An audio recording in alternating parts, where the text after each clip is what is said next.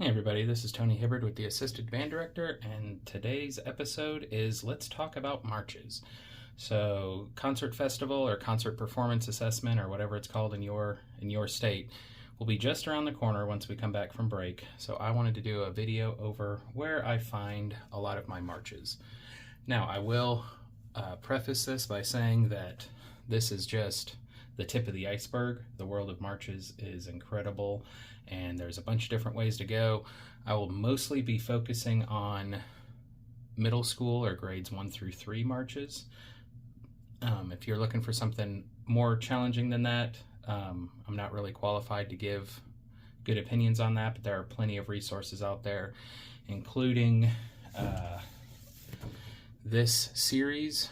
There's a teaching music through performance in marches that has a lot of good stuff in there. So if you're looking for something that's a lot more challenging, that would be a good place to start if you're stuck. But first, I want to start off on probably a grade 1 range march, and there are a ton of these books. They're all composed by John Edmondson and Ann McGinty, and these books you can get a full classroom set for around probably $100-150. And it comes with 15 different pieces. And I don't know if you can see these. I'll try to bring them up a little bit more. There are marches in there, okay? And they are all very basic marches. And the low brass, let me pull one up real quick. Let's look at number 4.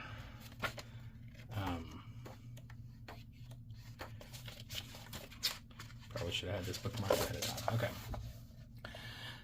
So the clarinet part is split in two, the trumpet and the trumpets are split in two. Everything else is pretty much in unison.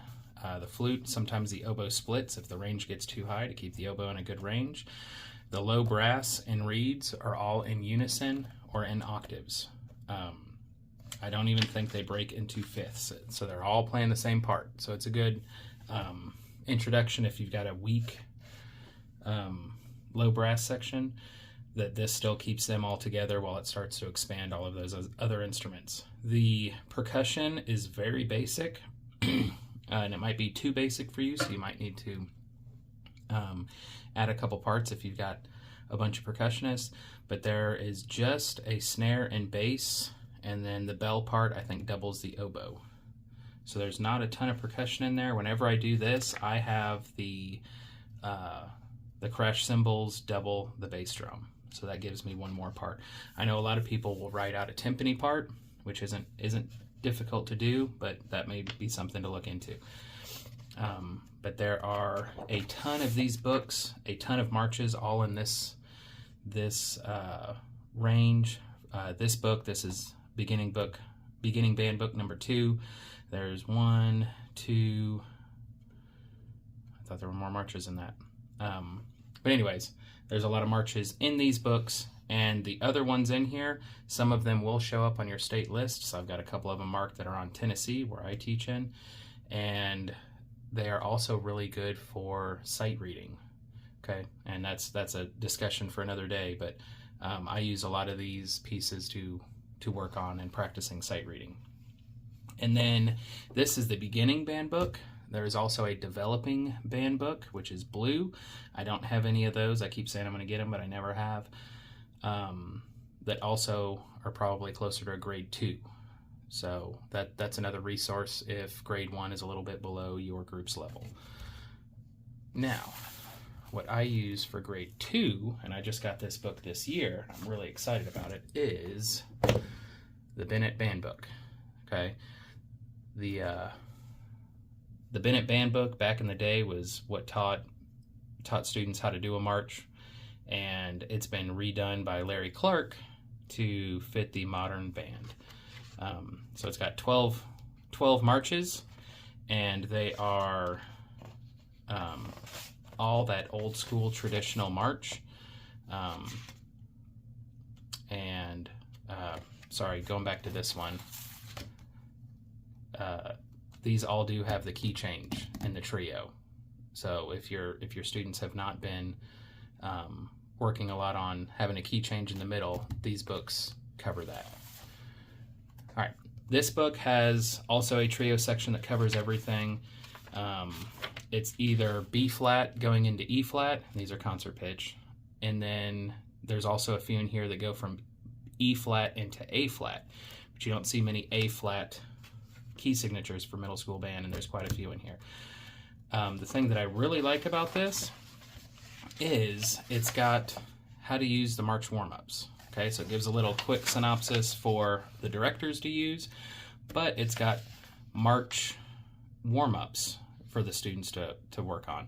So you can work on style, and it covers the basic chord progressions for it.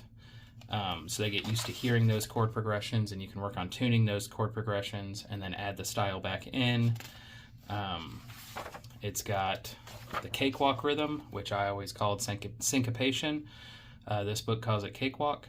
So it's the eighth note, quarter note, eighth note pattern, and it's got that in all three of the keys that I mentioned before, B flat, E flat, and A flat. And it's got the march scale, which is just a lot of chromatic things, slowly going up and down. Again, those same three concert scales. And yeah, so this just repeats back into E flat. So it's got all kinds of good march warm-ups, especially if your kids are kind of struggling with that, just to help clean everything up and get them used to hearing more things while working on a march. This is book number 1. There's also book number 2 that's just 12 more marches that are all in that same style. So this is a very good resource. Classroom set for this, I think I just paid $160 for it. So that's good for kind of the grade 2 range to work on. And then looking at grade 3, this one I don't have a book for, but I've used a couple of these in the past. It is the Barnhouse Heritage of March series. So it's got a lot of Carl King marches that have been arranged by James Swearingen, and Ployhar did a few of them too.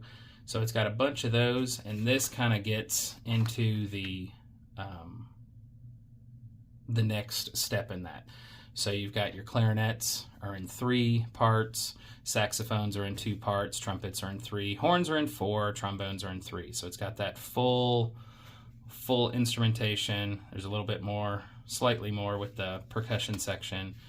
And, you know, it still follows the traditional march. I want to say that they do not have the dogfight, or at least this one in particular doesn't. So Valley Forge is one of them.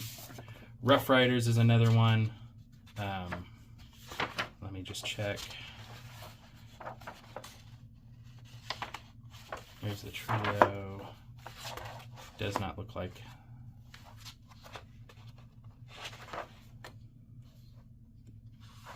Anyways, so these are kind of in the next step, and there's a ton of these that you can start off by looking at. That'll kind of get you into that grade 3 range. So just a quick recap of these. See if I can get all these on camera. So grade 1, you're wanting to look here. Grade 2, you can either do the blue book of these, or you can do this one. And then grade 3, you're looking at the Heritage March series. And again, this is just a starting point. When I first started teaching, I was looking through my library, and if it had March, that's where I started. That can be exhausting and not the best way now that I've done this a few times.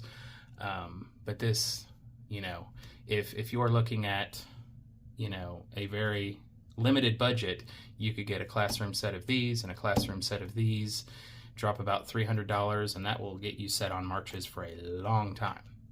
And if you have an even less of a budget than that, then just buy one of them for $150.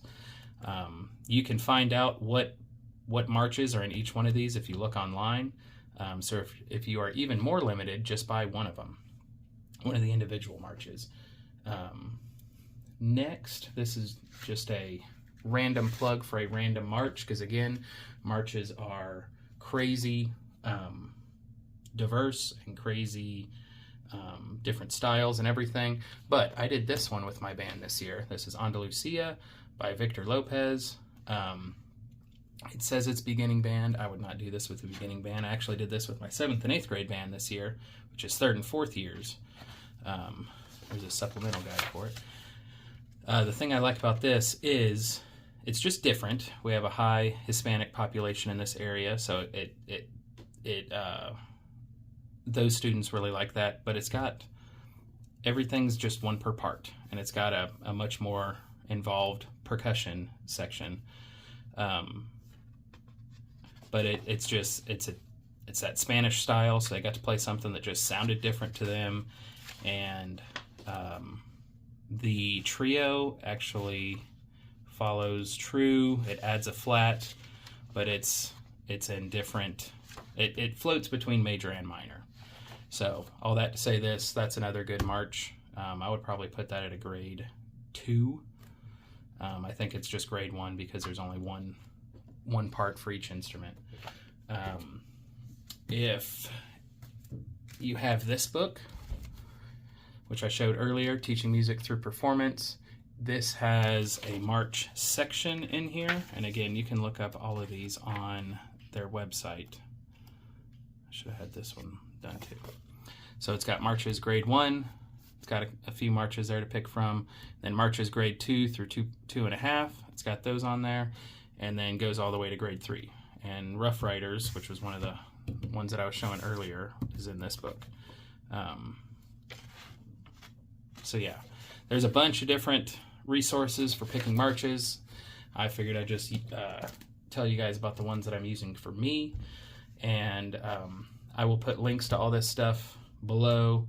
If you need something that's more simple than this one, if you look at this and it's like, whoa, that's still a little bit too far out of reach for my group. I did I think it was 15 grade 0.5 pieces for beginning band, and I had a couple marches in there. So I'll link that video there too. So if you need something that's easier or more simple than this, there'll be a couple marches there to pick from. So if you've made it this far, or you have suggestions for other marches to look at, comment below, let people know. I always like the concert festival season because I like trying to see what all I can do with my students, where we can really sink our teeth into some music. One thing I did forget to mention, in Tennessee, when I'm sight reading for festival, the keys that are available are concert F, concert B flat, and concert E flat, or their minor relatives. So 1 flat, 2 flats, or 3 flats. I try to make sure that the pieces that I am picking, if it's possible, at least touch on those 3 keys. Because then my students have already practiced working in those 3 keys and are familiar with it, and it's not as crazy when they see it in the sight reading room when they're under more pressure than usual. So I pick, my main piece, and if it's in E flat, then I try to pick a march that's in F and B flat, just so I get the spectrum of all 3 of those worked out. So that's my last little nugget to give you guys, and I'll have a couple more videos hopefully coming in the near future on concert festival preparation. So for that ends this video. Take care, guys, and enjoy what's left of your Christmas break.